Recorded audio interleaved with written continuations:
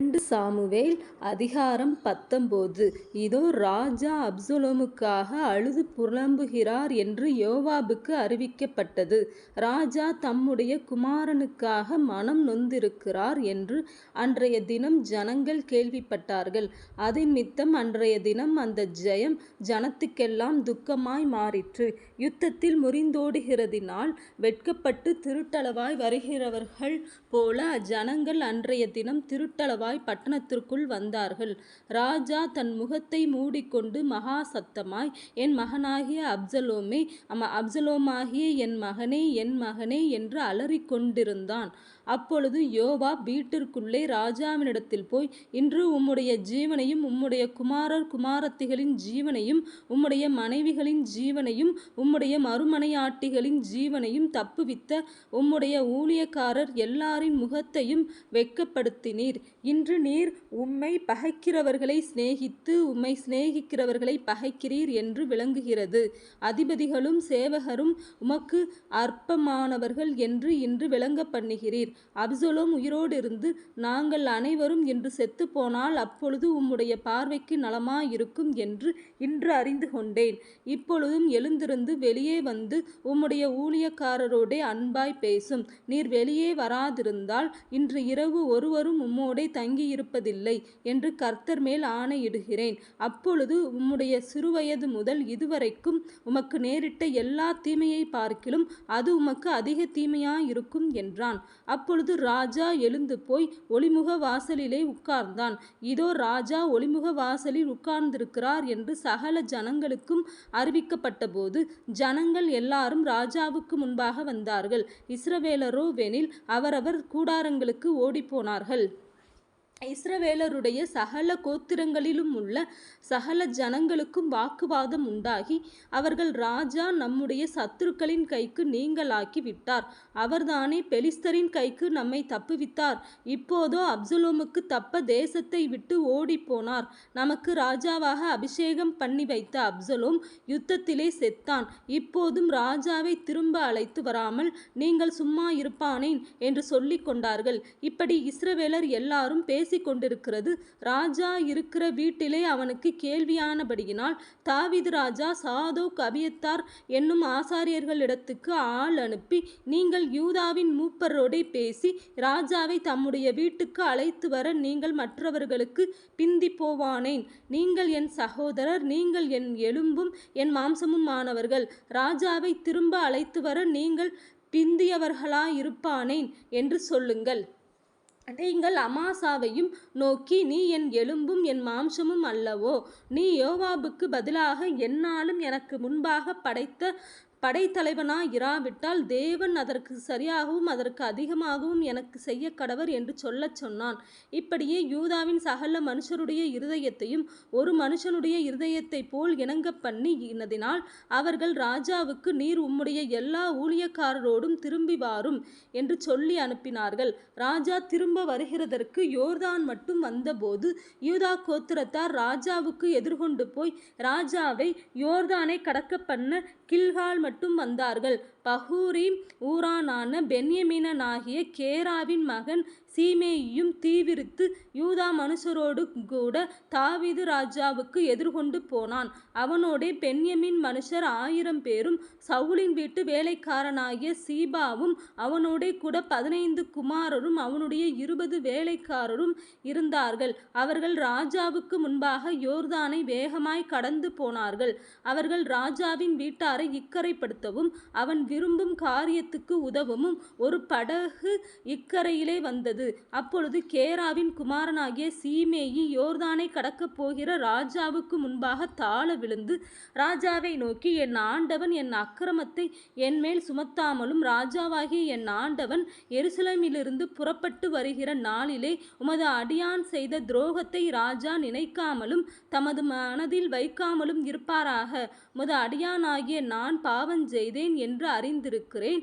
இப்போதும் இதோ ராஜாவாகிய என் ஆண்டவனுக்கு எதிர்கொண்டு வர யோசேப்பு வீட்டார் அனைவருக்கும் நான் இன்று முந்திக் கொண்டேன் என்றான். அப்பொழுது செரியாவின் குமாரனாகிய அபிசாய் பிரதியுத்தரமாக, கர்த்தர் அபிஷேகம் பண்ணினவரை சீமேயி தூஷித்தபடியினால் அவனை அதற்காக கொல்ல வேண்டாமா என்றான். அதற்கு தாவீது, செரியாவின் குமாரரே, இன்று நீங்கள் எனக்கு சத்துருக்களாகிறதற்கு எனக்கும் உங்களுக்கும் என்ன? இன்று இஸ்ரவேலில் ஒருவன் கொல்லப்படலாமா? இன்று நான் இஸ்ரவேலின் மேல் ராஜாவானேன் என்று எனக்கு தெரியாதா என்று சொல்லி ராஜா சீமேயியை பார்த்து, நீ சாவதில்லை என்று அவனுக்கு ஆணையிட்டான். சவுலின் குமாரனாகிய மேவிபோசேத்தும் ராஜாவுக்கு எதிர்கொண்டு வந்தான். ராஜா போன நாள் முதல் அவன் சமாதானத்தோடே திரும்பி வருகிற நாள் மட்டும் அவன் தன் கால்களை சுத்தம் பண்ணவும் இல்லை, தன் தாடியை சவரம் பண்ணவும் இல்லை, தன் வஸ்திரங்களை வெளுக்கவும் இல்லை. அவன் எருசலேமிலிருந்து ராஜாவுக்கு எதிர்கொண்டு வருகிற போது ராஜா அவனை பார்த்து, மேவிபோசேத்தே, நீ என்னோடு கூட வராமல் போனது என்ன என்று கேட்டான். அதற்கு ராஜாவாகிய என் ஆண்டவனே, என் வேலைக்காரன் என்னை மோசம் போக்கினான். உமது அடியானாகிய நான் முடவனானபடியினால் ஒரு கழுதையின் மேல் சேணம் வைத்து அதின் மேல் ஏறி ராஜாவோடே கூட போகிறேன் என்று அடியேன் சொன்னேன். அவன் ராஜாவாகிய என் ஆண்டவனிடத்தில் உமது அடியான் மேல் வீண் பழி சொன்னான். ராஜாவாகிய என் ஆண்டவனோ தேவனுடைய தூதனைப் போல இருக்கிறார். உமது பார்வைக்கு நலமாய் தோன்றுகிறபடி செய்யும். ராஜாவாகிய என் ஆண்டவனுக்கு முன்பாக என் தகப்பன் வீட்டார் எல்லாரும் சாவுக்கு ஏதுவாயிருந்தார்களே ஒழிய மற்றபடி அல்ல. ஆனாலும் உமது பந்தியிலே சாப்பிடுகிறவர்களோடே உமது அடியேனை வைத்தீர். இன்னும் நான் ராஜாவினிடத்தில் முறையிட இனி எனக்கு என்ன நியாயம் இருக்கிறது என்றான். அப்பொழுது ராஜா அவனை பார்த்து, உன் காரியத்தை குறித்து அதிகமாய் பேசுவானேன். நீயும் சீபாவும் நிலத்தை பங்கிட்டு கொள்ளுங்கள் என்று நான் சொல்லுகிறேன் என்றான். அதற்கு மேவிபோசேத் ராஜாவை நோக்கி, ராஜாவாகிய என் ஆண்டவன் சமாதானத்தோடே தம்முடைய வீட்டிற்கு வந்திருக்கும் போது அவனே எல்லாவற்றையும் எடுத்துக்கொள்ளட்டும் என்றான். கீலேயாத்தியனாகிய பர்சிலாவும் ரோகிலிலுமிருந்து வந்து யோர்தான் மட்டும் ராஜாவை வழிவிட்டனுப்ப அவனோடே கூட யோர்தானின் துறைமுகம் மட்டும் கடந்து வந்தான். பர்சிலா 80 வயது சென்ற கிழவனாயிருந்தான்.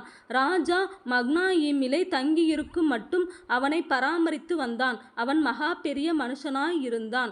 ராஜா பர்சிலாவை நோக்கி, நீ என்னோட கூட கடந்து வா, எருசலேமிலே உன்னை என்னிடத்தில் வைத்து பராமரிப்பேன் என்றான். பர்சிலா ராஜாவை பார்த்து, நான் ராஜாவோட எருசலேமுக்கு வர நான் இன்னும் உயிரோடிருக்கும் ஆயுசின் நாட்கள் எம்மாத்திரம்? அப்பொழுது நான் 80 வயதுள்ளவன். இனி நலமானது இன்னதென்றும் தீதானது இன்னதென்றும் எனக்கு தெரியுமோ? புசிக்கிறதும் குடிக்கிறதும் உமது அடியானுக்கு ருசிகரமாயிருக்குமோ? சங்கீதக்காரர் சங்கீதக்காரிகளுடைய சத்தத்தை இனி கேட்கக்கூடுமோ? உமது அடியானாகிய நான் இனி ராஜாவாகிய ஆண்டவனுக்கு பாரமாயிருக்க வேண்டியது என்ன? அடியேன் கொஞ்ச தூரம் யோர்தான் மட்டும் ராஜாவோடே கூட வருவேன். அதற்கு ராஜா இவ்வளவு பெரிய உபகாரத்தை எனக்கு செய்ய வேண்டியது என்ன? நான் என் ஊரிலே மரித்து என் தாய் தகப்பன்மார் கல்லறையிலே அடக்கம் பண்ணப்படும்படிக்கு உமது அடியான் திரும்பி போகட்டும். ஆனால் இதோ உமது அடியானாகிய கிம்காம் ராஜாவாகிய என் ஆண்டவனோடே கூட வருவான். உமது பார்வைக்கு நலமானபடி அவனுக்கு செய்யும் என்றான். அப்பொழுது ராஜா, கிம்காம் என்னோட கூட வரட்டும். உன் பார்வைக்கு நலமானபடியே நான் அவனுக்கு நடப்பித்து நீ என்னிடத்தில் வேண்டிக் கொள்வதையெல்லாம் நான் உனக்கு செய்வேன் என்றான். ஜனங்கள் எல்லாரும் யோர்தானை கடந்தபோது ராஜா பர்சிலாவை முத்தமிட்டு அவனை ஆசீர்வதித்து தானும் கடந்து போனான். அவனோ தன்னிடத்திற்கு திரும்பி போய்விட்டான். ராஜா கடந்து கில்கால் மட்டும் போனான்.